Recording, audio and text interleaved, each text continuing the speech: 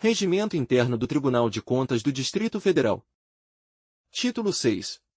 Das Sanções. Capítulo 1.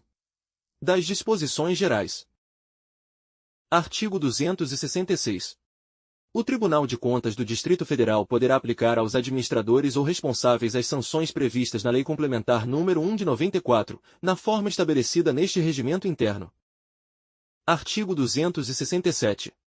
As mesmas sanções previstas neste regimento interno ficarão sujeitos, por responsabilidade solidária, na forma prevista no parágrafo 1º do artigo 74, combinado com o artigo 75 da Constituição Federal e no parágrafo 1º do artigo 80 da Lei Orgânica do Distrito Federal, os responsáveis pelo controle interno que, comprovadamente, tomarem conhecimento de irregularidade ou ilegalidade e delas deixarem de dar imediata ciência ao Tribunal. Artigo 268. O Tribunal observará o princípio da homogeneidade na aplicação das sanções previstas neste regimento interno, a fim de possibilitar uniformidade de tratamento nas penalizações motivadas por casos análogos. Artigo 269. O Tribunal somente decidirá sobre a aplicação da sanção após ordenar a citação ou a audiência do responsável para apresentar defesa ou razões de justificativa, conforme o caso. Artigo 270. O Tribunal disciplinará em ato próprio outros procedimentos para a aplicação das sanções previstas neste regimento. Capítulo 2. Das multas. Artigo 271.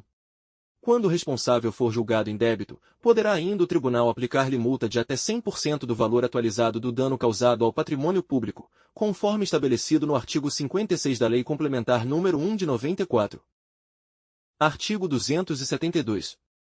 O Tribunal poderá aplicar multa, cujo valor máximo será atualizado na forma prescrita no parágrafo 1º deste artigo, aos responsáveis por contas e atos adiante indicados, observada a seguinte gradação. Inciso 1. Contas julgadas irregulares, não havendo débito, mas comprovada qualquer das ocorrências previstas nos incisos 1, 2 e 3 do artigo 205, entre 5% e 100% do montante a que se refere o caput deste artigo. Inciso 2. Ato praticado com grave infração à norma legal ou regulamentar de natureza contábil, financeira, orçamentária, operacional ou patrimonial, entre 5% e 100% do montante a que se refere o caput deste artigo. Inciso 3. Ato de gestão ilegítimo ou antieconômico de que resulte injustificado dano ao patrimônio público, entre 5% e 100% do montante a que se refere o caput deste artigo. Inciso 4. Não atendimento, no prazo fixado, sem causa justificada, a diligência determinada pelo relator ou tribunal, entre 5% e 50% do montante a que se refere o caput deste artigo. Inciso 5. Obstrução ao livre exercício das auditorias e inspeções determinadas, entre 20% e 80% do montante a que se refere o caput deste artigo. Inciso 6. Sonegação de processo, documento ou informação, em auditoria ou inspeção, entre 20% e 80% do montante a que se refere o caput deste artigo. Inciso 7. Descumprimento de decisão do Tribunal, salvo motivo satisfatoriamente justificado, entre 20% e 100% do montante a que se refere o caput deste artigo. Inciso 8. Reincidência no descumprimento de decisão do Tribunal, entre 50% e 100% do montante a que se refere o caput deste artigo. Inciso 9. Inobservância de prazos fixados neste regimento, incluídos os de entrega de processo ou outros documentos que devem ser remetidos ao Tribunal, entre 5% e 30% do montante a que se refere o caput deste artigo. Parágrafo 1º. A atualização do montante a que se refere o caput deste artigo será feita, anualmente, mediante portaria da Presidência do Tribunal. Parágrafo 2º. Nos casos em que ficar demonstrada a inadequação da multa aplicada com fundamento nos incisos 4, 5, 6, 7 ou 9, o Tribunal poderá revê-la, de ofício, diminuindo seu valor ou tornando-a sem efeito. Parágrafo 3º. A multa aplicada com fundamento nos incisos 4, 5, 6, 7 ou 8 prescinde de prévia audiência dos responsáveis, desde que a possibilidade de sua aplicação conste da comunicação do despacho ou da decisão descumprida ou do ofício de apresentação da equipe de fiscalização. Parágrafo 4º. As multas, em qualquer caso, deverão ser recolhidas ao Tesouro do Distrito Federal, sendo os respectivos comprovantes encaminhados ao Tribunal, até a criação de fundo específico do Tribunal. Parágrafo 5º. Aos débitos decorrentes de multa aplicada pelo Tribunal, aplica-se o disposto no artigo 212 deste regimento. Capítulo 3. Da inabilitação. Artigo 273. Sem prejuízo das sanções previstas nos artigos 271 e 272 deste regimento e das penalidades administrativas aplicáveis pelas autoridades competentes, por irregularidades constatadas pelo Tribunal, sempre que este, por maioria absoluta de seus membros, considerar grave a infração cometida, o responsável ficará inabilitado, por um período que variará de 5 a 8 anos, para o exercício de cargo em comissão ou função de confiança no âmbito da administração pública do Distrito Federal, nos termos do artigo 60 da Lei Complementar nº 1 de 94. Parágrafo 1º. O Tribunal deliberará primeiramente sobre a gravidade da infração. Parágrafo 2º. Se considerada grave a infração, por maioria absoluta de seus membros, o Tribunal decidirá sobre o período de inabilitação a que ficará sujeito o responsável. Parágrafo 3º. Aplicada a sanção referida no caput, o Tribunal comunicará a decisão ao responsável e à autoridade competente para cumprimento dessa medida. Parágrafo 4º. O Tribunal manterá cadastro específico da sanção aplicada com fundamento no caput deste artigo. Título 7. Das medidas cautelares. Artigo 274. No início ou no curso de qualquer apuração, o plenário, de ofício, por sugestão de unidade técnica ou de equipe de fiscalização ou a requerimento do Ministério Público, determinará, cautelarmente, nos termos do artigo 44 da Lei Complementar nº 1 de 94, o afastamento temporário do responsável, se existirem indícios suficientes de que, prosseguindo no exercício de suas funções, possa retardar ou dificultar a realização de auditoria ou inspeção, causar novos danos ao erário ou inviabilizar o seu ressarcimento. Parágrafo único. Será solidariamente responsável, conforme o parágrafo 1º do artigo 44 da Lei Complementar nº 1 de 94, a autoridade superior competente que, no prazo fixado pelo plenário, deixar de atender à determinação prevista no caput. Artigo 275.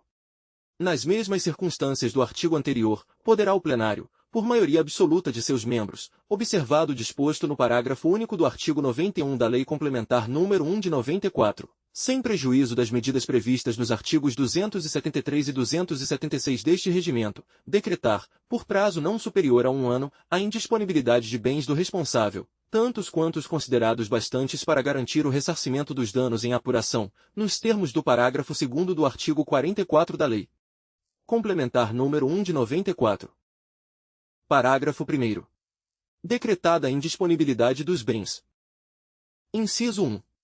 O Presidente oficiará, entre outros órgãos e entidades, ao DETRAN-DF, aos juízes corregedores dos registros de imóveis e ao Banco Central do Brasil, Bacen, solicitando as informações necessárias à concretização da medida, podendo valer-se das declarações de bens, nos termos da Lei Distrital nº 1836, de 14 de janeiro de 1998, e legislação aplicável à espécie. Inciso 2.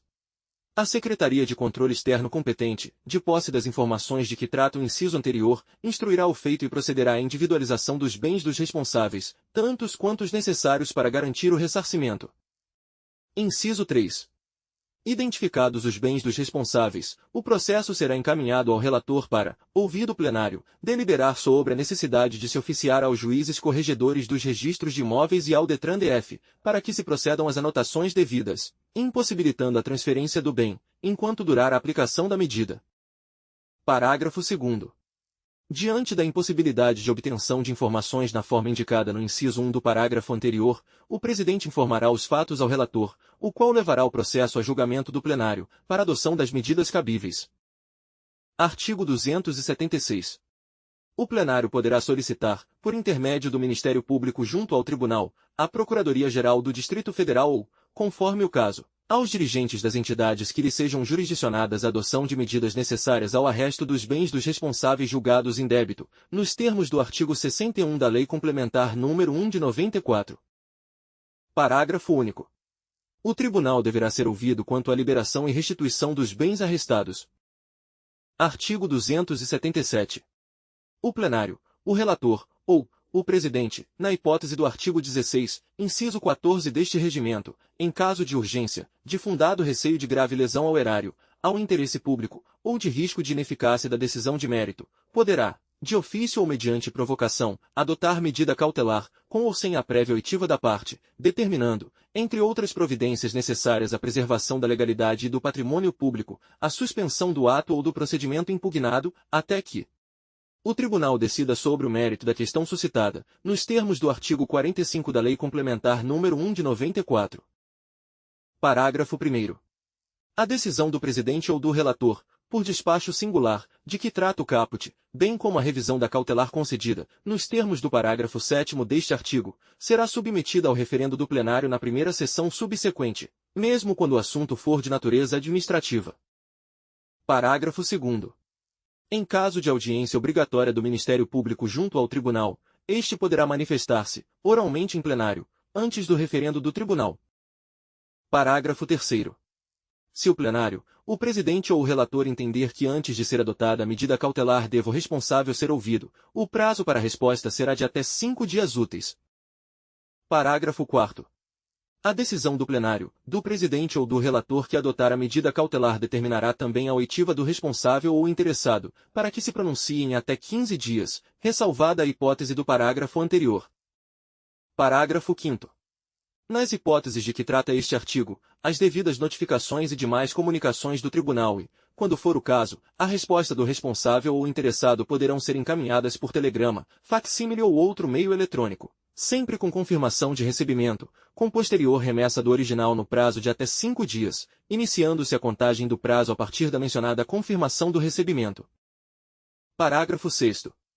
Recebidas eventuais manifestações das partes quanto às oitivas a que se referem os parágrafos anteriores, deverá a unidade técnica submeter à apreciação do relator análise e proposta tão somente quanto aos fundamentos e à manutenção da cautelar, salvo quando o estado do processo permitir a formulação imediata da proposta de mérito. Parágrafo 7º. A medida cautelar de que trata este artigo pode ser revista, a qualquer tempo e por quem a tiver adotado, de ofício ou mediante requerimento das partes. Parágrafo 8º. Da decisão do plenário proferida em sede de medida de natureza cautelar, enquanto perdurar os efeitos desta, cabe recurso inominado, desprovido de efeito suspensivo, podendo ser formulado uma só vez e por escrito, no prazo de 30 dias, o qual deverá ser levado à apreciação plenária no prazo de até 15 dias após o recebimento dos autos pelo relator. Parágrafo 9º. As secretarias de controle externo acompanharão, permanentemente, o cumprimento das medidas cautelares expedidas pelo plenário, presidente ou relator, cabendo-lhes representar sobre inobservâncias ou atrasos verificados. Título 8. Dos recursos. Capítulo 1. Das disposições gerais. Artigo 278. Cabem os seguintes recursos nos processos do Tribunal. Inciso 1. Recurso de reconsideração. Inciso 2. Pedido de reexame. Inciso 3. Embargos de declaração. Inciso 4. Recurso de revisão. Inciso 5.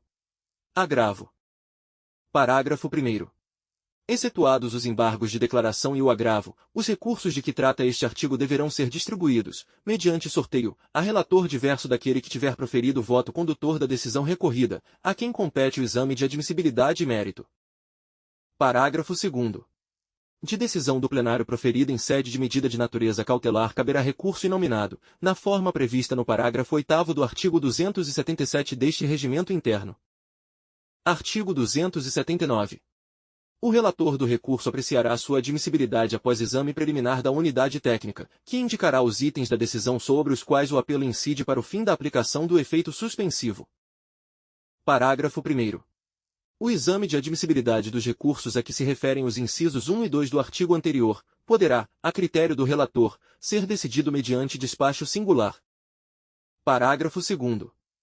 Se o relator conhecer do recurso, determinará as providências para sua instrução, saneamento e apreciação, bem como para comunicação aos órgãos ou entidades pertinentes, se houver efeito suspensivo. Parágrafo 3º. Se o recurso versar sobre item específico da decisão, os itens não recorridos não sofrem o efeito suspensivo, caso em que, a critério do relator, poderá ser constituído processo apartado para o exame de mérito do recurso. Parágrafo 4º. O relator poderá não conhecer do recurso mediante despacho fundamentado ou submetê-lo ao colegiado, ouvido, a critério do relator, o Ministério Público. Parágrafo 5º. Exceto embargos de declaração, não se conhecerá de recurso da mesma espécie interposto pela parte ou pelo Ministério Público, contra a deliberação que apreciou o primeiro recurso. Parágrafo 6º. Não se conhecerá de recurso contra a deliberação proferida em sede de monitoramento de decisão do tribunal em que não tenham sido rediscutidas questões de mérito, nem imposto nenhum tipo de sanção. Parágrafo 7º. Não se conhecerá de recurso de decisão relativa a incidente de exceção de impedimento ou de suspeição. Artigo 280. Ressalvada a hipótese de embargos de declaração, não cabe recurso de decisão que rejeitar alegações de defesa, na forma do parágrafo 1º do artigo 13 da Lei Complementar nº 1 de 94, converter processo em tomada de contas especial ou determinar sua instauração, ou ainda que ordenar a realização de citação, audiência, diligência ou fiscalização. Parágrafo 1º. Se a parte interpuser o recurso, a documentação encaminhada será aproveitada como defesa, sempre que possível, sem prejuízo da realização da citação ou da audiência, quando for obrigatória. Parágrafo 2º. Não se considera diligência a determinação de providência cuja efetivação envolva matéria de mérito. Artigo 281. Exceto nos embargos de declaração, no agravo e no pedido de reexame em processo de fiscalização de ato ou contrato de que trata o artigo 41 da Lei Complementar nº 1 de 94, é obrigatória a audiência do Ministério Público no exame de mérito dos demais recursos, ainda que o recorrente tenha sido ele próprio. Artigo 282.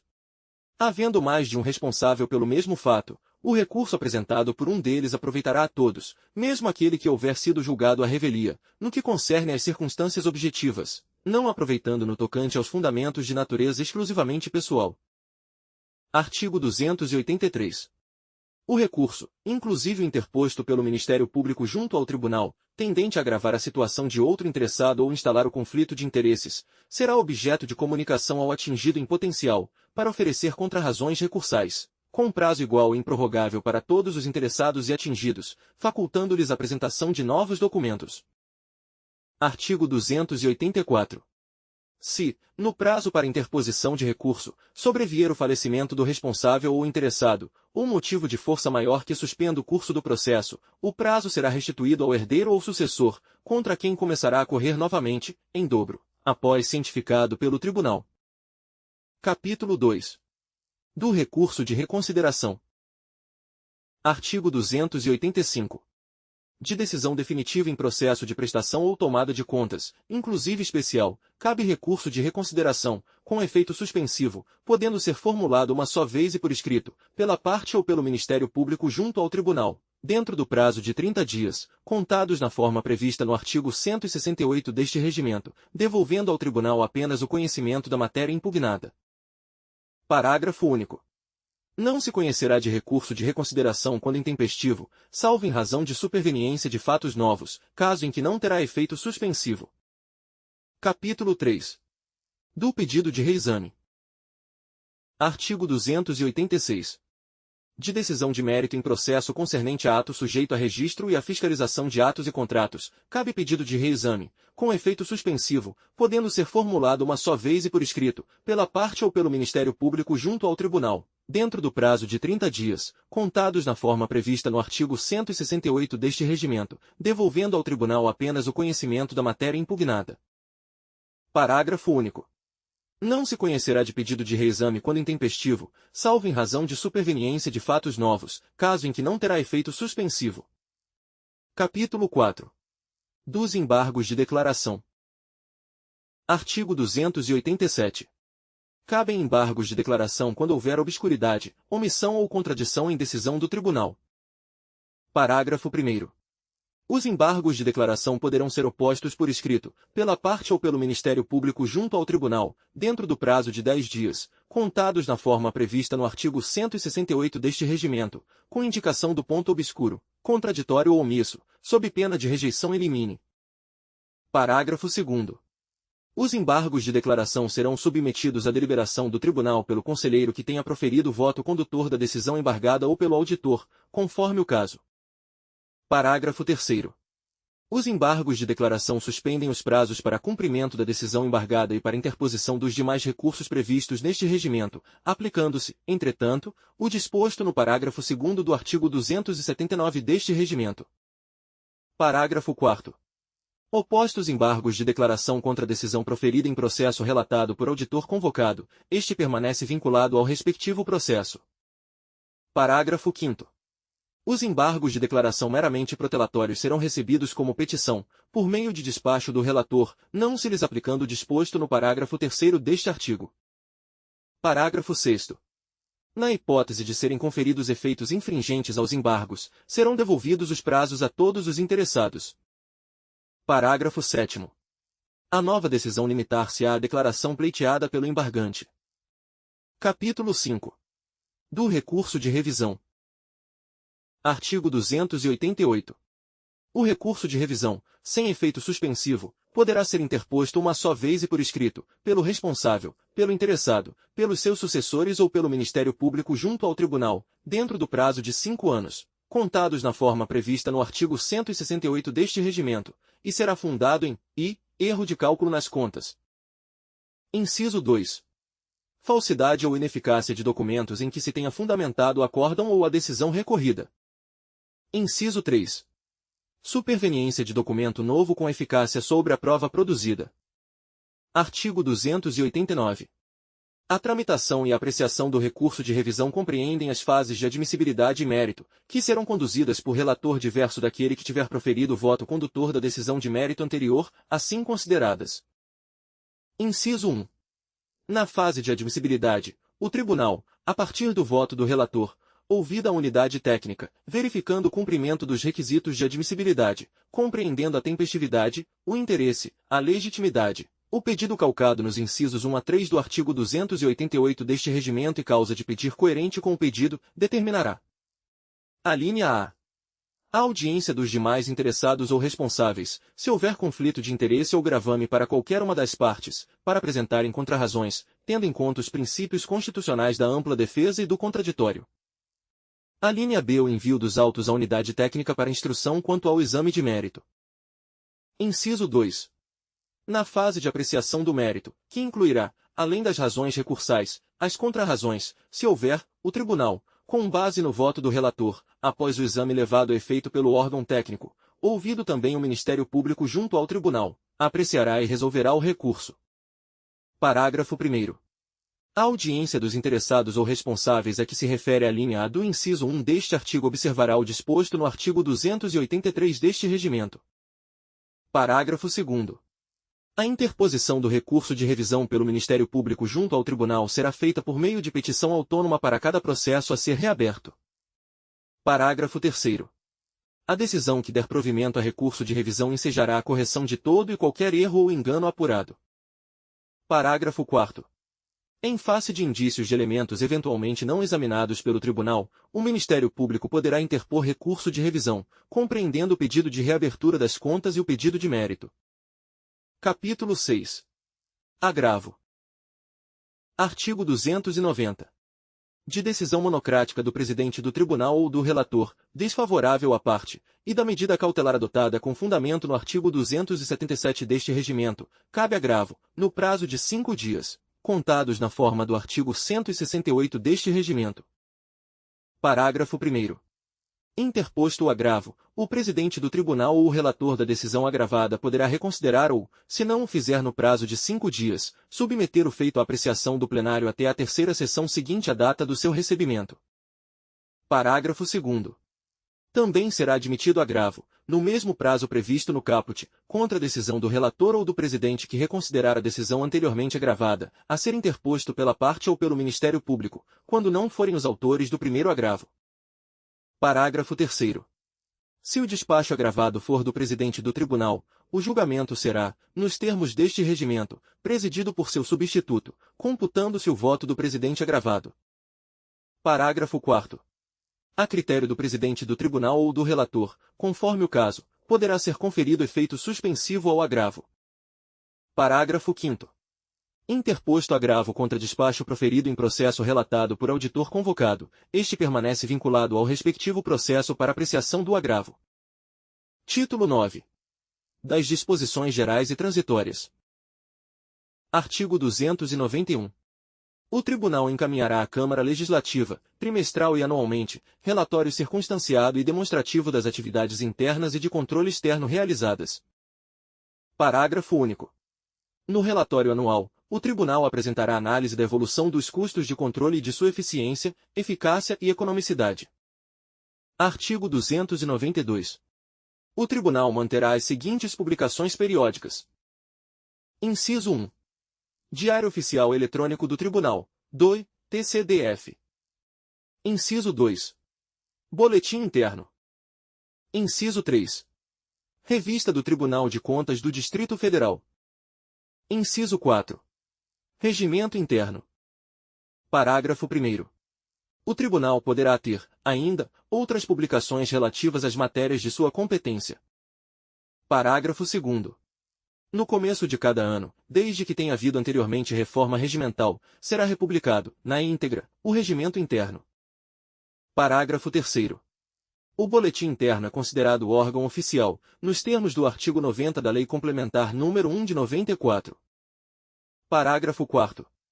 A publicação no Diário Eletrônico substituirá qualquer outro meio e publicação oficial, para quaisquer efeitos legais, à exceção dos casos expressamente estabelecidos em lei.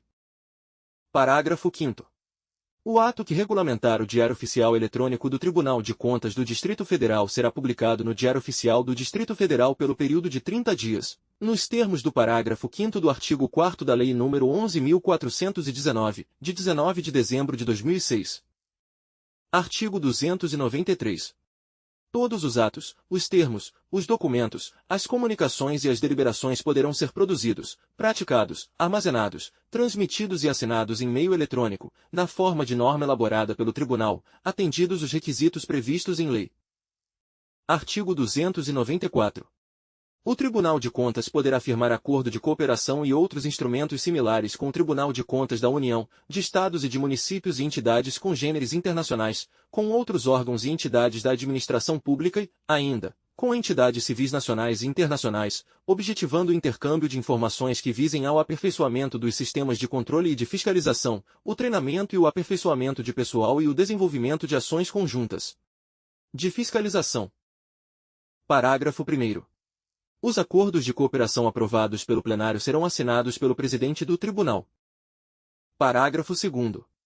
O plenário poderá delegar ao presidente a competência para aprovar os acordos de cooperação de que trata o caput, nos termos e limites que estabelecer no ato de delegação. Artigo 295.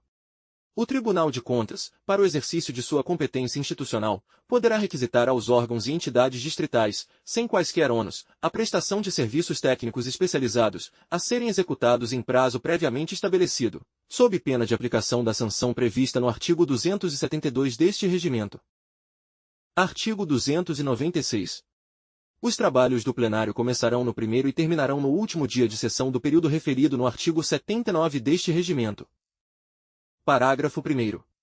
Dependerá de autorização da Presidência a convocação de servidores para prestação de serviços no período de 16 de dezembro a 14 de janeiro seguinte.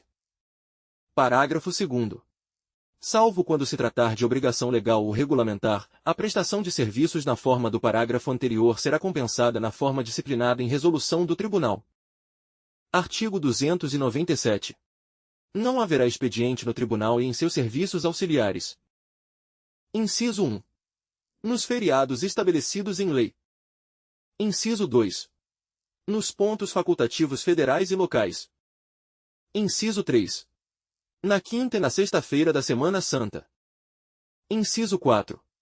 Na segunda e na terça-feira de Carnaval e na quarta-feira de Cinzas. Inciso 5.